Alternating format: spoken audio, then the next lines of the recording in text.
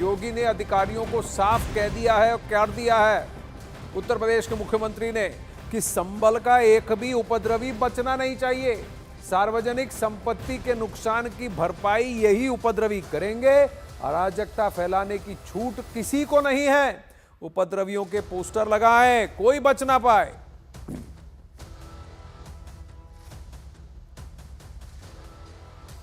अब संभल हिंसा पर योगी बेहद सख्त दिख रहे हैं। योगी का मैसेज क्लियर है कि एक भी उपद्रवी को बख्शा नहीं जाएगा।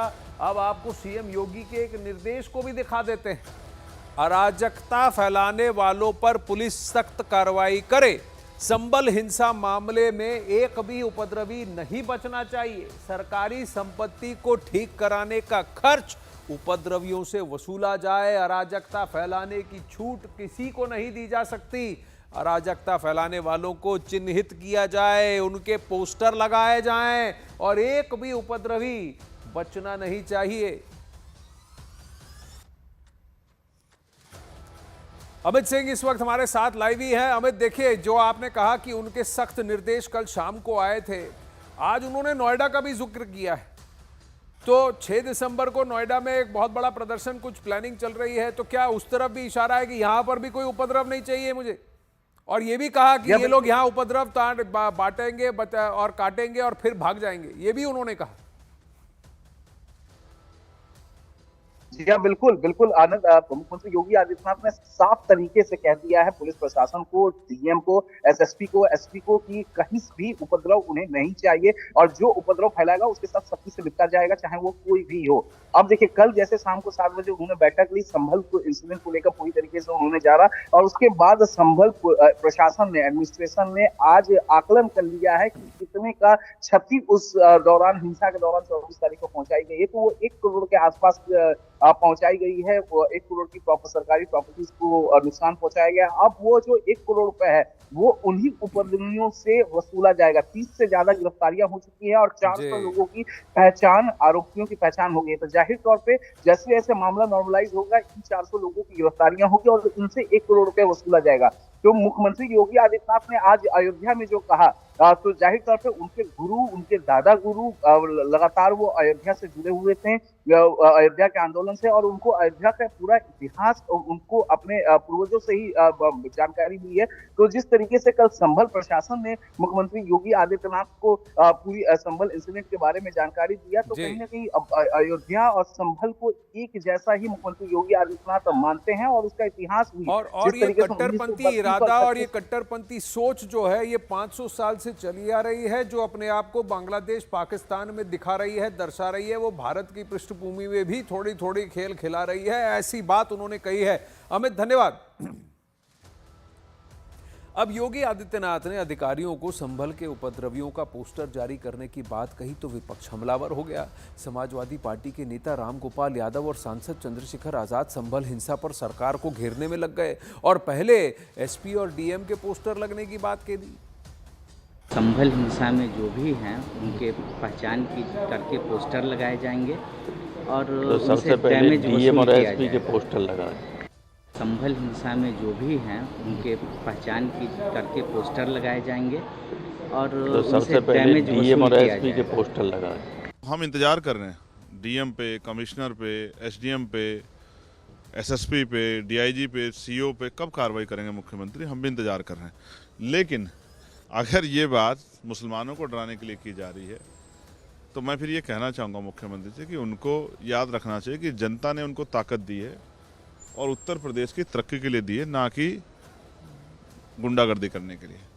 अगर इसी तरह से काम करने की कोशिश करेंगे और इस तरह से लोगों में भय पैदा करने की कोशिश करेंगे तो जनता वो जिस दिन वोट की ताकत छीन लेगी तो शायद दोबारा मुख्यमंत्री भी ना बन पाए। अब योगी के निर्देश के बाद पुलिस अधिकारियों ने एक्शन शुरू कर दिया। संभल हिंसा में शामिल आज 2 आरोपियों को पुलिस ने गिरफ्तार कर लिया है। 24 नवंबर को संभल में जो हिंसा हुई उसमें अब तक 34 लोगों को गिरफ्तार किया जा चुका है।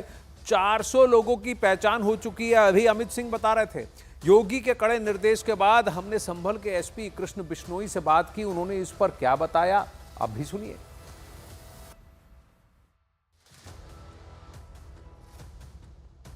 क्या तैयारी है? मुख्यमंत्री ने कहा है कि सख्त कार्रवाई करेंगे। 24 तारीख को जो हिंसा हुई थी उसमें अभी तक ऑलरेडी 34 लोगों को जेल भेजा जा चुका है। करीबन 83 लोगों को नाम प्रकाश में आ चुके हैं और 400 से ज़्यादा ऐसे लोग हैं जिनको आइडेंटिफाई करने के प्रयास किए जा रहे हैं। उनके फ़ोटोज़ हमारे पास है और आम जनता में उन फ़ोटोज़ को भी इश्यू किया गया है। और सभी लोगों से अपील करता हूं कि जो भी इन अपराधियों को, उपद्रवियों को जो पहचानता है वो बिल्कुल गुप्त रूप से पुलिस को बता सकता है। हम उनकी मदद करेंगे, उनका सहयोग करेंगे और उनको जो भी इनाम है इनाम भी देने का प्रयास करेंगे। जिन लोगों द्वारा इस घटना में सम्मिलित होकर ये घटना कारित की है और पब्लिक प्रॉपर्टी को डिस्ट्रॉय किया है या फिर किसी भी व्यक्ति की कार, गाड़ी, मोटरसाइकिल या ट्रांसफार्मर जलाए हैं, तार जलाए हैं, सीसीटीवी तोड़े हैं, ये सारे जो नुकसान है उसका आकलन कर लिया गया है और उसी आकलन के आधार पे इन लोगों से वसूली है वो की जाएगी। और वसूली के लिए जो विभिन्न तरीके हैं उन सब जिसमें पोस्टर भी लगाना उनमें से एक पार्ट है और जो लोग वांछित हैं उन लोगों के भी पोस्टर है वो लगवाए जाएंगे और कार्रवाई की जाएगी।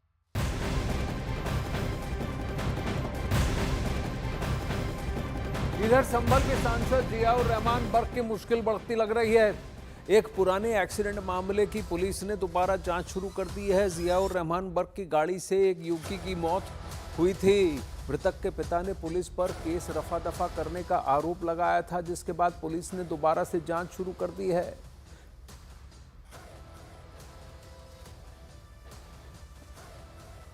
रात्रि का समय था, थोड़ा सा दिन के बाद में वो लोग उधर से आ रहा संभल और से, इनकी गाड़ी इधर से जा रही है सिंपल साइड से संभल गई वो अपनी साइड को सही चल रहा है, इन्होंने जाएगा उसे कुचल दिया हूँ अपने हाथ तो उसकी मौके पर मृत्यु हो गई। लड़के का नाम घोरा है, अलीपुर रहते हैं। इन्होंने हम जो रात को पोस्टमार्टम कराया, पोस्टमार्टम हो गया, सीएम रिपोर्ट भी मिल गई। उसके बाद में हमारी कोई सुनवाई नहीं हुई, मुकदमा इनके नाम हो गया। हमें इन्होंने टांग रखा, इन्होंने कोई पैसा वाले बच्चे होते हैं, इन्होंने भरोसा दे रखा पर लेकिन दिया नहीं कुछ इन्होंने। हमें बोलो टांगा इन्होंने।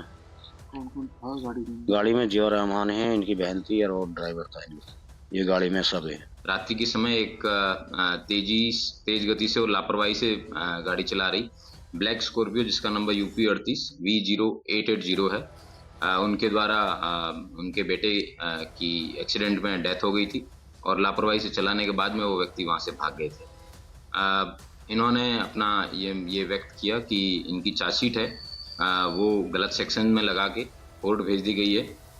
वादी के हिसाब से जो मेंबर ऑफ पार्लियामेंट है हमारे संभल के माननीय जियाउर रहमान बर्क और उनकी बहन का होना बताया जा रहा है और जिसमें वादी ने बताया है कि जियाउर रहमान स्वयं इस गाड़ी को चला रहे थे